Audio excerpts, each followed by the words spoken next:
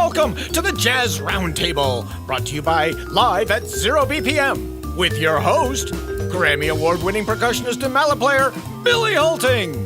Tonight's guests, it's the Jazz Roundtable number 21, the new generation, featuring Nick Gomez and Jeff Pifher.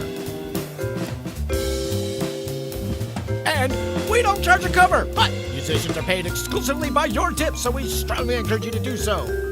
Just go to live at zerobpm.com/tipjar. You can also tip on Venmo at ZeroBPM. And now, let's get to the music with your host, Billy Holting.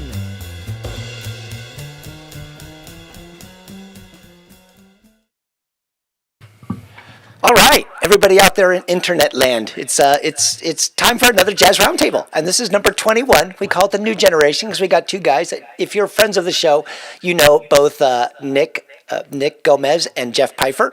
They're going to be on the show, but just let me remind you, like I say every week, we are 100% tip-based, so any bit helps. I know we don't get a ton of people watching these shows. I've seen a couple up already, and I'll say hi to those regulars in a minute. But if you can help out, every little bit helps. It's how I say thank you to the guys, how we keep the lights on, that good thing. So hold on, I'm going to turn my headphones down because it's a little loud in there. So anyway, again, this is the next generation. And let me find, where are these guys? They've got to be here somewhere. There they are. Let me bring them on. And hey, guys, how are you? Good. What's up, Billy? Not much. It's good to have you guys. Now, this, again, is Nick Gomez and Jeff Pifher. And, I was going to load a video and play it for the fans. I will do that while we're talking. Somehow I will figure that out when you guys are telling a story or something. But I like to jump into this kind of right away. And we usually like to talk about origin stories. So why don't we start with you, Nick? Do you have, where's the right camera? Oh, my camera thing is not working properly. So I got Nick on the screen with me here. Hey, Nick. Hey, how did you get into music? What was your... I guess, well, I don't know. I don't think I have a very sensational origin story, but I'm from Upland, California. It's where I was born, and it's where I live still. So I've just been here doing my thing this whole time. But I guess, how did I get into music? Well, my family is not really like musical. I didn't know any musicians growing up or anything like that. I kind of started playing the saxophone because my uncle did in like elementary school or something like that. So my mom was like, hey, maybe you should try it. Kind of hated it at first. Didn't really practice or anything like that. But I guess what I always say, at least what my dad always likes to say, is that like, nobody in my family really played an instrument, but my dad played the hell out the radio. So, what did he listen to? He was into all the stuff that, I come from like a Mexican-American family, so he liked all the stuff that old Mexican-American guys like nice. Oldies was what we was the catch-all term for stuff from the 50s and 60s and 70s. And so, when I was a kid, I kind of learned that I could learn songs by ear, So I kind of, I was listening to these songs by like Santana and War and Tower of Power, who are still like my favorite stuff to listen to. And I would start trying to learn those songs. Well, actually, the first song I ever learned I played here on the show, my first time I was here, was it's called So by War. And I remember figuring out how to play it and going into the living room and playing it for my parents. And once I realized that I could do that, that's kind of like when I was hooked, and I couldn't stop playing. And did you start out on the saxophone? Started out on the saxophone, and didn't really play anything else until I got to college, and they were like, well, you got to play the flute and the clarinet and the piano, which I still suck at. So yeah, it was saxophone. I was in the band at school, did marching band and the whole thing. Right. And then, I think it was never my intention to be a musician. But at some point, like I just really felt like I felt like I was like not an overachiever, but I was like real hard on myself all the time. I was like, I need to take all the honors classes. I need to take all the AP classes. I need to get into a good college and make a lot of money. But at some point, it just became apparent that like all I really ever want, like I would procrastinate from everything else to just practice, and so that I had to do music. And by the time I had made that decision, like I had already like I hadn't applied to any music schools or anything like that. So luckily, Azusa Pacific University, they were like their registration was like real late, and they gave me a little bit of a scholarship, and I was able to go there, and kind of like that's where I still started to think of myself as a musician. Wow, very cool. Well, let's Jeff. What about you? How did you get started in playing and all that? Yeah, so for me, I like to kind of think of it as the saxophone kind of chose me. It was one of those things where my dad would play a lot of jazz, contemporary music on the weekends when we were all home together. And so I always heard a lot of those sounds, but from as far as I can remember, I've always wanted to play the saxophone, and I don't know why in particular that instrument, but it was just something I had to do. So in first grade, I started asking for a saxophone, and I was too small to even hold one at that point. Oh. So my parents said, if you still want one in third grade, we will rent one for you. And so I kept begging all the way until third grade. And then I remember going into the music store and getting the instrument. I was just like so excited. And then I brought it home and I could not even make a sound on it. And I was like, it's broken. It's broken. My mom, like, she's like, let me see it. And she makes the sound on it. And I was like, what did you do? How did you do that? So she proved to me that it wasn't broken. So then I, kind of went from there. But I have always wanted to do it. So I was in a lot of, I was really fortunate. I grew up in a tiny like truck stop town outside of Colorado Springs. There was one high school. Wow. And we had 3 concert bands and 3 jazz bands in that one high school. And I remember one year 32 players from that school made All-State. It was like this really strange type of thing to have like a million amazing players and teachers. We were by the Air Force Academy, so we had a lot of Air Force Falconers and Airmen of Note and all those people as teachers. So I was really fortunate to be surrounded by incredible players all the time. And then I did a lot of summer camps. I did Interlochen twice, and I did a whole bunch of other jazz camps, the Abersold stuff. I was just really fortunate. I had a lot of support that allowed me to take advantage, of those opportunities. And then I went to I graduated, and a week after I graduated high school, I moved to Boston to study, do the 5-week Berklee program, and New England Conservatory at the same time. And, I kind of learned that that's a lot of, music's a lot of work, and, in a good way, but also kind of like figure out how am I going to handle all of this stuff. I went to North Texas for a semester and decided that was not the school for me. And then I moved back home and got my first job at a golf course and washing golf carts and picking up range balls, while they try to hit you with the golf balls. But I always volunteered for that job because I could be out there for like 4 hours at a time and just listen to music. Oh, yeah. So it was like really chill. So I enjoyed that part of it. And then I got a scholarship to Eastman School of Music, and then moved actually to Los Angeles and worked a day job at the Getty while practicing. And then I moved to New York for a year, worked at Manhattan School of Music doing stage production. Wow. I also spent a summer at the Aspen Music Festival doing stage production. So super inspired to be around all of these classical players. That's what I loved, being around the classical players like at Eastman, because they're just so motivated and dedicated, and you could live and breathe the hard work with them in a way, it was just infectious. And then Then I got a scholarship to University of Miami for masters, and that was my first kind of glimpse into the professional world. Seeing a whole bunch of professionals go in and out of that school.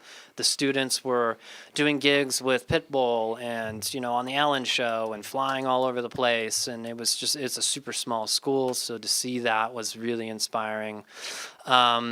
And then, then I moved around a couple of other places until I came here to Los Angeles again for University of Southern California.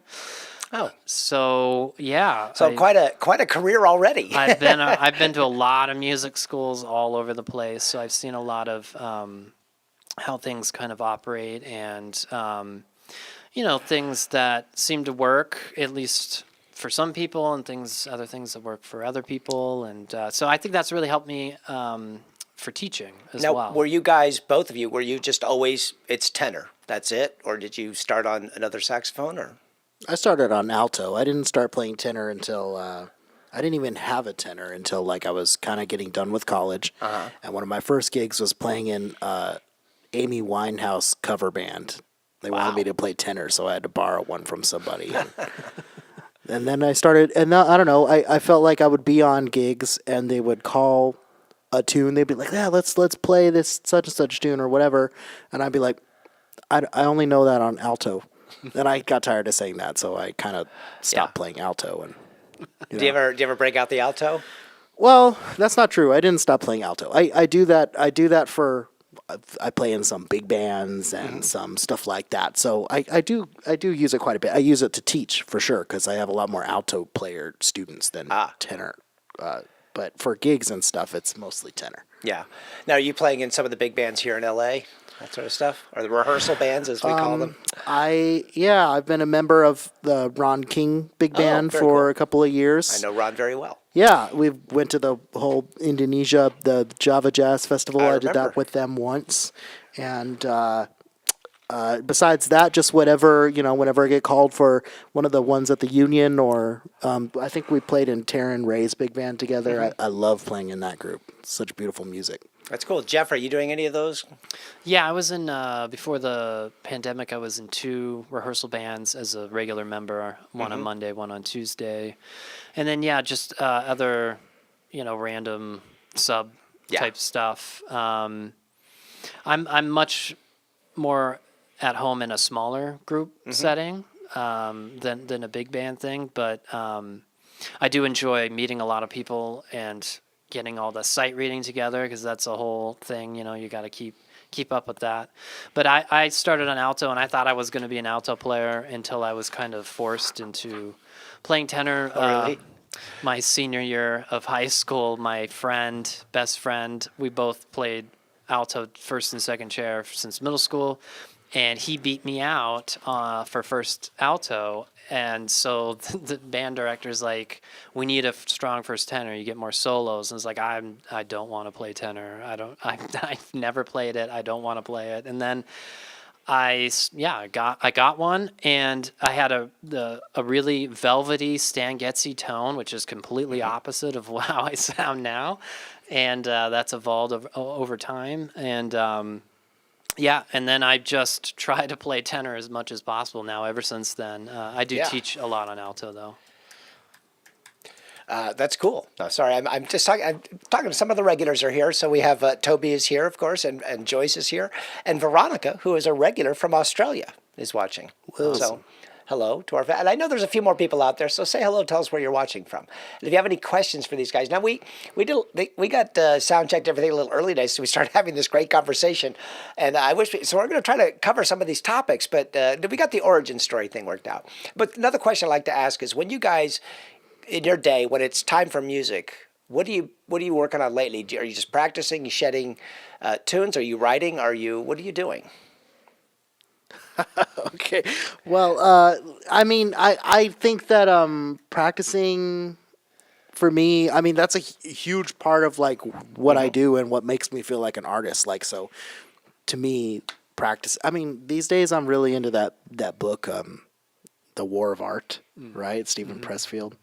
And it talks about doing the work. Like for me, practicing is just like an everyday, like I get to do the work. So I feel like I don't know if I consider my composing part of my practicing or any of that stuff. It's really more about like getting into the horn and getting the, getting my sound dialed in. I have a whole routine that I do for that, and I have ways that I could get into my whole practice routine, but it's like, I have a way, like a set way of like a system for everything now.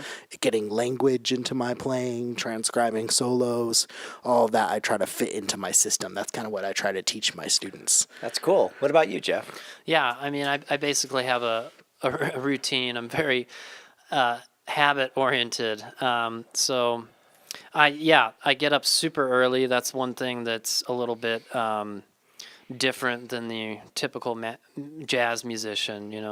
I start practicing at 5:30 in the morning, and and I go till lunch, and I get a lot of hours in that way. But it's pretty much the same type of stuff. I have warm-ups, and I do transcription for an hour every day, and then I go to tunes, and I get really specific with stuff. So I might play on 1-2-5 for an hour, or I'll play on one chord for an hour every day, and I'll start to piece it together just so I can kind of get deeper into what's going on and how can I grow, in a way will come out more organic than trying to learn as fast as possible. I feel like in school, that's kind of how it goes, is like you've got a million things you got to do, and you got to do it pretty well, but it's really hard to master anything. So I've kind of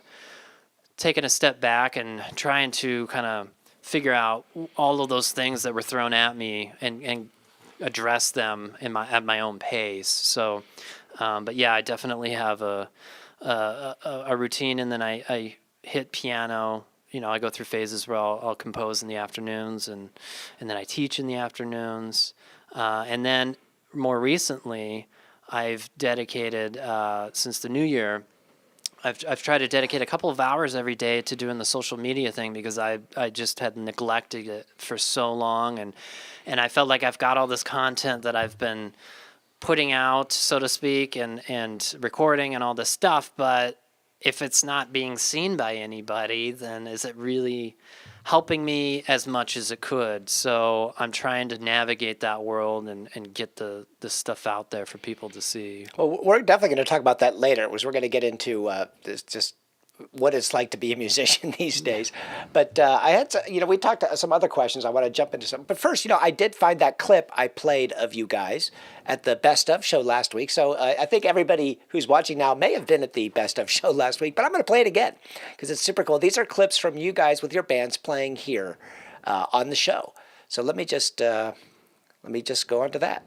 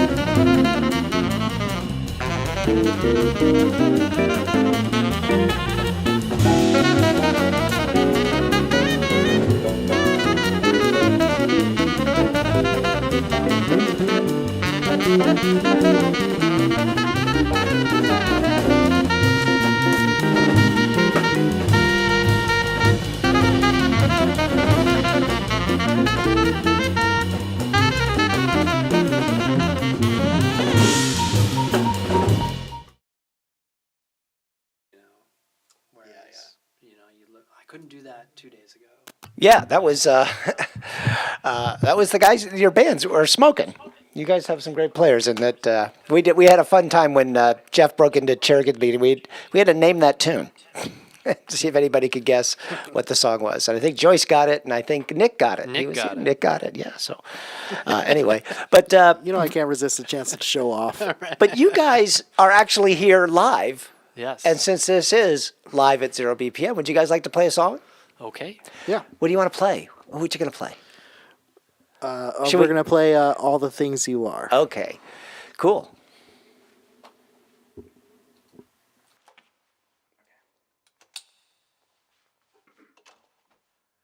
Ready? You ready for us? I guess we're ready.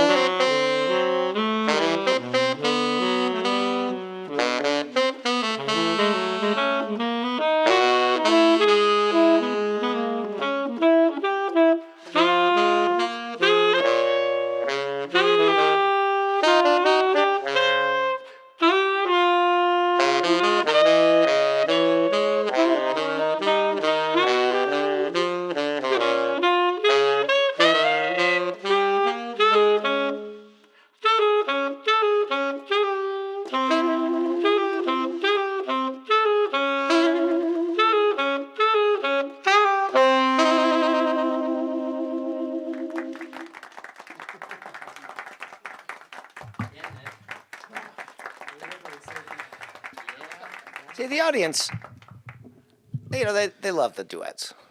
It's We had- a whole different type of playing. Yeah, I know. It's a challenge. It's a real challenge when you're what's the word? Like exposed. Responsible for everything. Yeah. I feel like I get together with people to like play a lot, you know what I mean? But I feel like we always like chicken out and just go like, you have any Abersalts? Like, let's just play to that, you know? But I should do that more. It's Oh yeah, dude, Nick, let's do it. yeah. I think we should we can make recordings, we can do the whole thing, man. All That'd right, be you guys fun. out That's there. album number 5 for There Jeff. you go. Jeff. You guys Yeah, were. yeah. Duets. Well, I mean, in preparation for this, I was, turned off the backing track and I was like, man, I need to do this more because it's revealing. It's revealing. I mean, I feel like I have a fairly good sense of time, but it's like, can I return to the bass note on the downbeat every time and then make a coherent statement leading to the bass? I mean, it's like, it's a whole different way of playing and it really shakes up the rest of what at least for me, what I'm used to doing. So it's been really revealing and good for me. That's cool. Now, everybody out there in the audience, you were here. You witnessed the beginning The beginning. of the duo. And I can say I was there. So, hey, we have a comment. See, it's such tiny writing, but Zuri over on, where is that? YouTube says, lovely. Also, great stories. Thank you for sharing and congratulations. Greetings from Mexico. Well, thank you. Yeah, Zuri's great. And now this discussion we had before we started, we were talking about what your peers are doing these days and how we think being a musician, especially an artist, is going to be like these days. And Jeff, you were talking about how a lot of your peers are just have their hands on a lot of different pies. Do you want to talk about that a little bit? Yeah, I mean, I see a lot of the guys and gals that I went to school with that are my peers. They're self-publishing books. They're coming, writing etude books or writing method books. They're, of course, doing their own recordings and leading their own bands. They're submitting to grants and other opportunities, whether it be playing or writing.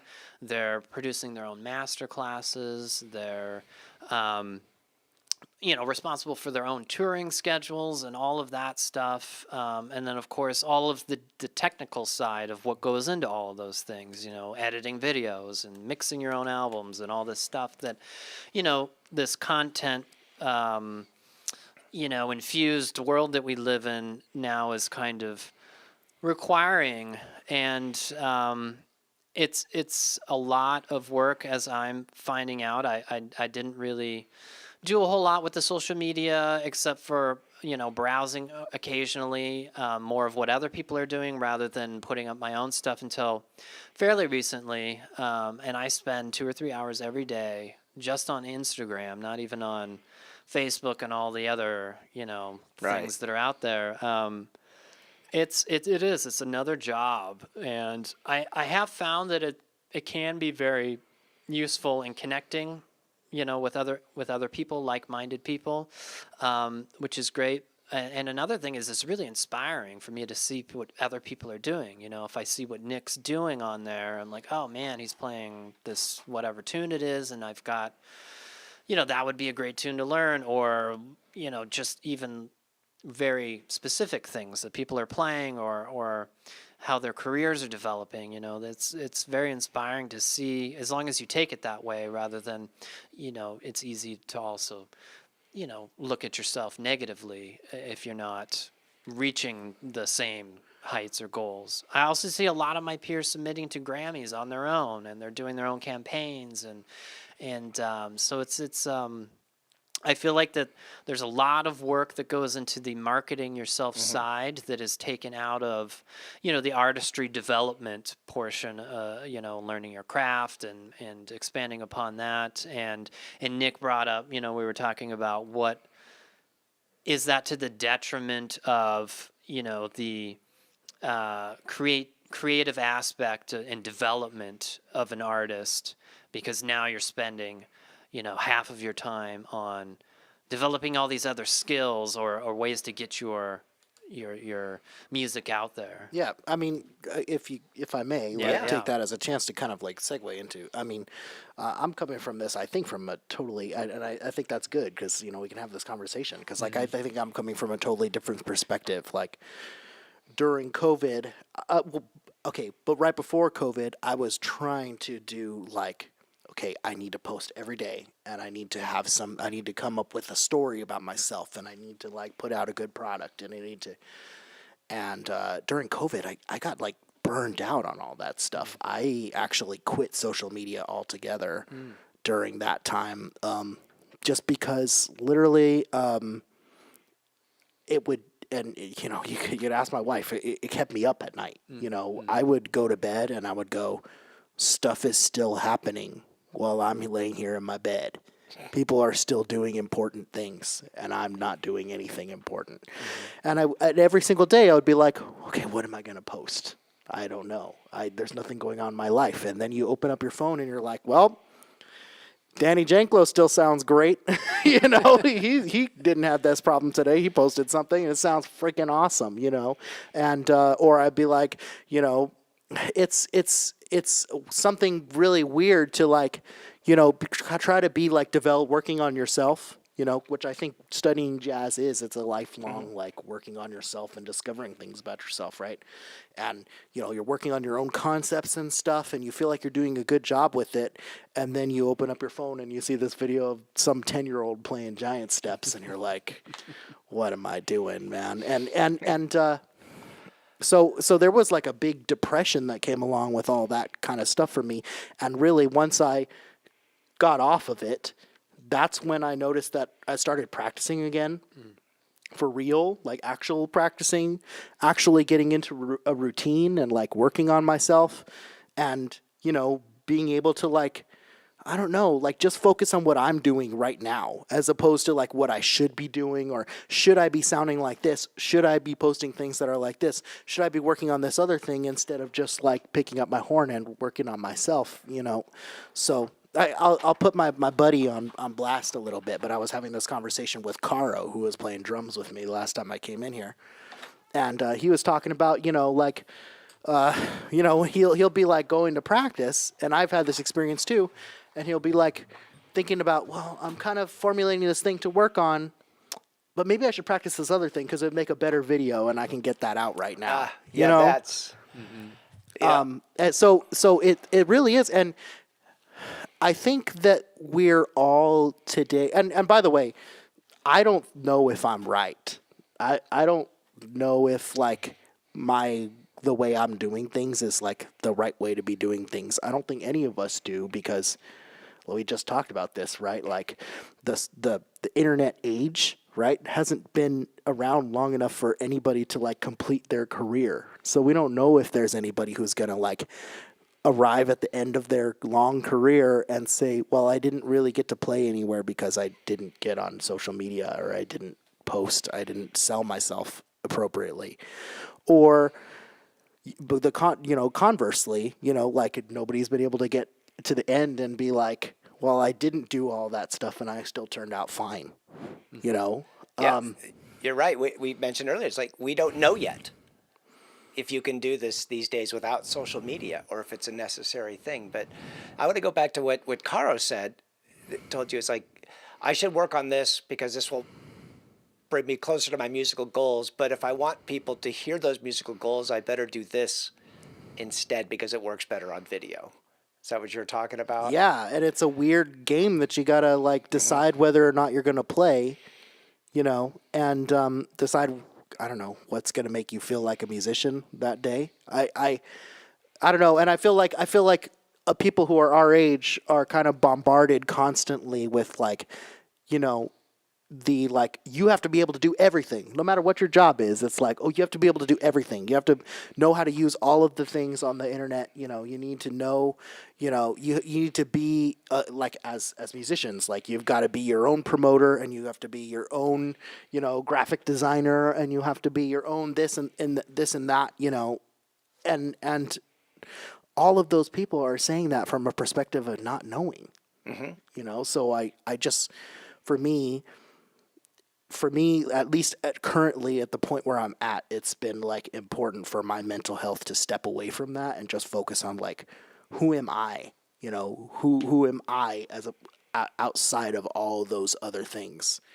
And we'll see if that pays off or if it is a detriment. Yeah, Jeff, do you spend a lot of your time trying to figure out what to post and what to create to post? Yeah, I do. I mean, I think about it. Yeah, definitely. I want to make thoughtful posts, but yeah, it's hard to not, or it's hard to put stuff up that's new and engaging every day, you know. And so I think, for me anyway, I'm like, it's not going to be that every day, so I just get over that, and I'll just put something up there that I'm trying to get people to, take a look at, for 1 second, or if somebody new, for example, that doesn't know me, that doesn't look at the stories every day, finds, they would find engaging, so that you can try to expand your network. But yeah, it's definitely a time-consuming thing that you have to really dedicate, yourself to in order to. Well, here's a concept. Like Nick asked me beforehand, the music you guys are creating is kind of targeted towards people in my generation buying it, listening to it, right? And I'm not one of those people. I mean, this is just for me, and I'm not, your average person, but I don't feel I need to see something new from the people I follow every single day. You know what I mean? It's not like I'm getting up going, oh my God, what is so-and-so doing? If they post once a week or once a month, I get it. And I'm like, wow, this is why I'm following them, because I like them. I got to bring one guy in mind. He's a bass player, played a couple of weeks ago, Dan Lutz. And he's triple Lutz, Lutz, on Instagram. And he posts, he does a lot of gigs and a lot of sessions, and he posts something from everything he does. And he doesn't seem like he gets up in the morning and say, hey, I got to do something for this. But he might put the camera on, and it's not every day. But every time it pops up, oh yeah, it's like, oh, let's see what Dan's doing. And I get that. And I'm wondering if, every article you read is like, you must post 3 times a day and don't do it at 11 o'clock because that's, there's all these weird rules. And I wonder, and again, I can't answer this, if that matters so much to the people that consume this style of music. You know, do you really need to do something every day as a jazz musician? Whereas if you're an influencer that wants to sell makeup or whatever, yeah, you probably do. But I'm wondering if we as jazz musicians have to really post every day, or if our audience is okay seeing what we have when it's created. I also wonder, like, and I guess this is kind of in the form of a question to Jeff, right? Like, what is this all in the service of accomplishing? Like, what is what are you because you're putting a lot of work in, right? Like, what do you see as the goal that you're working toward? Yeah, I mean, for me, it's nobody's gonna promote my music unless I do it. So, at least right now, that's as far as I've gotten. So I have to do it, and I found that, this documentary that I released did really well at the film festivals, but outside of that, nobody knows about it. So I put it on YouTube, and I just left it on there for just to see if my YouTube subscribers, which is below 500, it's not many, if they would check it out without any kind of instigation, And I think it had like 100 views. But then I started pushing it on my stories and posting, on Facebook and stuff like that. And, in 2 or 3 months, it's at, 4 times as many views. So I feel like there's a positive aspect to it, as long as you have certain goals in mind. And I think posting 3 times a day could be relevant for jazz musicians, not to engage with the current followers, but to get new followers. Yeah. Right. Yeah, I get that. And I just put a link to your documentary in the chat rooms. Oh, great. Thanks. So the followers themselves, though, is that in the service of selling your albums, or is it in the service of getting more gigs? Or I think it's all the above. I mean, I think that if you're a recognizable brand, so to speak, people are more likely to want to hire you for a gig, or for you to sponsor you for whatever it is, gear, or put you on a recording if they've seen you out there doing things and they hopefully like what you're doing. I've always, until recently, I've come from the place where let the music speak for itself, let the art speak for itself. If it's that good, it should be undeniable, and people will come in to the shows, or they'll listen to it, they'll consume what you're putting out there. But if they don't know if it's out there, it's like... Yeah. So, I mean, Bill Evans says, in this really great interview on the creative process, he said that he used to practice in a closet, and he said, as long as I serve the music, they will find me, and they will get me out of this closet. I don't need to do anything else but serve the music. And I think that back then it was a little bit easier to do that because there's more opportunities, to go out and play and do things like that. I don't know how true that is now to an extent, unless, it's some extreme case. I feel like you have to, at least for me, I'm going to give it a go. Like, I want to be able to say, hey, I gave it a go, and if it didn't lead anywhere, then I can't complain. So you want people to know your name and know your art and know I think you want to be into a place where you're sustainable. I think that the goal, at least for me, is to be sustainable so that I can create the art that I want to with people I want to play with, the music I want to play, and be able to do that over and over and over. And the only way to do that is to have support, Yeah. That's just kind of where I'm at right now, and again, it's kind of new for me to be putting my stuff out there or pushing myself, because naturally I'm not somebody that likes to talk about myself. I'm not trying to paint you as that, that guy. Yeah, I'm just so interested. Yeah, but yeah, that's just kind of where I'm at now. Yeah, it's years ago I was reading a book on business. I was going to start a brewing company, and just some great advice I read in there is if you have a great product and you market it well, you'll succeed. If you only have one or the other, if you've got a really bad product and you market it, you'll sell it once and then word of mouth, you'll never sell another one again. But if you have a great product and nobody knows about it, it won't do well either. And I think we're all in this lure of the social media is the way that I can compete with the big boys without spending $1 million on it. But again, like Nick says, we don't know yet if it's all really worth it because nobody's gotten through to the end of the career in this climate having done one or the other. We haven't even gotten that far yet. So, but a couple other shout outs. Toby out there, she helps promote this show. She gets some people to come and watch it, which is great. She says that she can help you guys. So I will put you guys in touch and maybe she'll help promote what you guys are doing. We'll see what happens. Thanks. There you go. See, it matters. And then I also want to say hi to Hillary from Boston is out there. And Bettina said she was watching. She texted me. She didn't say anything in the chat rooms, but she's out in Palm Springs. And thanks for tuning in because these guys are awesome. And, I think we should play a little bit, Okay. All right. And then everybody on there will text a friend and say, turn this on right now. You got to hear these guys play. Okay, what do you guys, don't tell, I think I've got it up. We'll just surprise the crowd with the title of this thing. Let me get the good screen up there.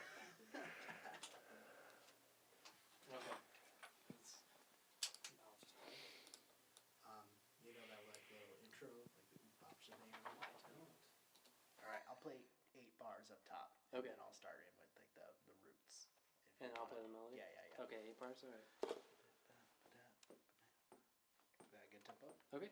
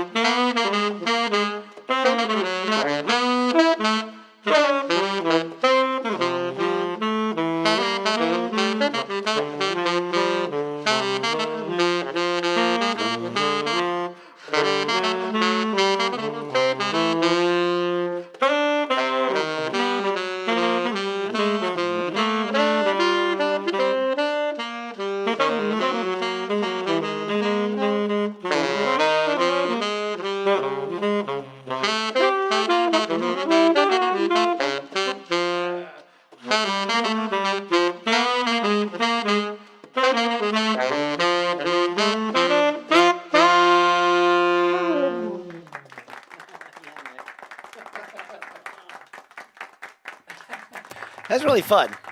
You know, we've had a couple of duets on here. We had a bass duet for one of the Jazz Roundtables. We also have had guitar duets on here before. So this is kind of fun. You know, we have to make this a thing. Yeah, and, easy setup, too. We're kind of running out of time here, but man, you know, we had a whole thing about history of the saxophone and the trials and tribulations of the inventor of the saxophone. But I think, you know, one of the we were talking earlier just about how do you get known? And again, it's getting your faces in front of people. You know, how do people find music? So hopefully some people will find this. Hopefully some people will share this video or your guys' live performances. Always happy to have you guys play because I've become fans of yours, and we'll see what we can help do to promote it. So I think we're kind of done for the evening unless there's other stuff you guys want to get into. I mean, we can go all night if we want. Yeah, that could be dangerous. Yeah. Yeah. Well, then we will say farewell. And Joyce is clapping, and Toby she put like 8 saxophones up with exclamation points. And so we had a good little crowd out there tonight. And again, we'll have you guys back either to talk more or play more or do something. Maybe back for our big 2-year anniversary special. Still working on that thing. So anyway, I want to say thanks again to Nick Gomez. And Jeff Pifher. Thank you. And yeah, I will, when I get the show notes to this set, and when this becomes a podcast, and I have been really bad about getting these things up as podcasts, but in the show notes, I will add the links, because Jeff has 4 albums out already, and the most recent one is the Socrates Trial. Yeah, they're all, my group is called Socrates Trial, Okay. so they're all, 4 of them are of that group. I think the latest one is the live album that we did a while back with orchestra. Okay, and then I put a link to the musical, I put a link to the documentary in there, and you're also working on a musical right now. Yeah, it's a musical that centers around immigration and dreamers, and it's right now it's a 13-minute short film. I've taken one of the songs that I've written and kind of developed that into the short film, and hopefully get it out there to people that might be interested in developing it or taking it off our hands would be also an option. But yeah, I made sure there's a nice long sax solo in there, which was a little bit different than most nice. musicals. But yeah, I'm really excited. We've got cast members from Wicked, Glee, American Idol, The Voice, America's Got Talent. So it's incredible singers, and the production team and director did just an incredible job. So I'm excited. The guy that did the tracking for the orchestra stuff and that's mixing the music did La La Land and a lot of Josh Groban stuff. And so we've got a really great crew. And then, Nick, you're doing some different projects these days. If you're in town and you want to know what I'm doing, where I'm playing, because that's all my projects are just upcoming gigs. So check out ngomezmusic.com. Okay, I'm gonna put that up here. Let me give you a second. N Gomez, because I did a search for Nick Gomez, and it wasn't you. Oh, But I'll put a that's link a whole other story. What I'll do also is I'll put a link to both your websites in Monday's newsletter. Right on. Awesome. And then and your link to both your sites and everything, so people can find you and out there. And you can always just send me an email if you're out there and you want to know more about these guys. I'll be happy to put you in touch. So, and then you can get on their socials and that sort of stuff and check out what they're doing. All right, guys. Well, again, thank you so much, and thanks for coming in-house. Makes it a little bit easier. And I'm going to play. I didn't do my commercial for what's coming up, but it's good stuff. I'm just going. Well, actually, I'm going to do that right now. I should have done this sooner, but let me just do this really quick, and then we'll come back to the guys. Let's see. Come on, computer, do your job. Oh, there it is. So this Thursday, 2 nights from now, we've got Kathy Siegel Garcia coming in. That's with Brad Rebuchin, Gary Fukushima. Let's see. Welcome to the Jazz Roundtable, brought to you by Live at ZeroBPM, with your host, Grammy Award-winning percussionist and mallet player, Billy Holting. Tonight's guest, it's the Jazz Roundtable number 21, the new generation, featuring Nick Gomez and Jeff Pifher. 2 years. We're not doing the big outdoor concert thing. Brad Rebuchin has a trio on right now. We don't charge a cover, but and musicians are paid exclusively by your tips, so we strongly encourage you to do so. It'll be a 2-hour show. Just It'll be a go ton to of fun. live at And then I've taken a couple of weeks off. I'm going to be in Iceland. You can This is also too tip on difficult for me to Venmo kind of help with the show. at 2 weeks off, ZeroBPM. And then now, we come let's back. get Well, to then the we come music back with your with host, Brad Rebuchin. Billy And Holting. Anthony Boncera is bringing in a group. He was on one of our socially distant jazz shows. We're testing out this thing. He's a great lead trumpet player, great singer, great keyboard player, plays everything. Amazing guy. Coming in with a quintet or a sextet. And then the Susan Krebs Chamber Band's coming in. She sang with trio work with Tom Rizzo and Ken Wilde before, and she's bringing her other group in, which should be really fun. I think it's a 5-piece, and that'll be exciting. Anyway, that's what we got coming up on deck, and I'm sorry to take that up at the end of the show, but I'm gonna. Why can't I get the right screen up here? So I'm gonna say thank you once again, guys. I'm gonna play the outro, and we'll see you all Thursday, I hope. Let's see next Thanks, week. everybody. Yeah, thanks for having us. Thanks again, guys. Thanks for joining us at Live at ZeroBPM. These videos will be archived on YouTube and Facebook, so tell your friends. These Jazz Roundtable shows will also be released as a podcast, so please subscribe. Coming up on Thursday, May 12th, it's Kathy Siegel Garcia featuring Kathy Siegel Garcia, Chuck Manning, Brad Rebuchin, Gary Fukushima, and Mark Ferber. Showtime, 7 to 8 p.m. Pacific. Go to live@zerobpm.com for details and to sign up for our mailing list. Also, find us on Facebook, Twitter, and Instagram. See you soon.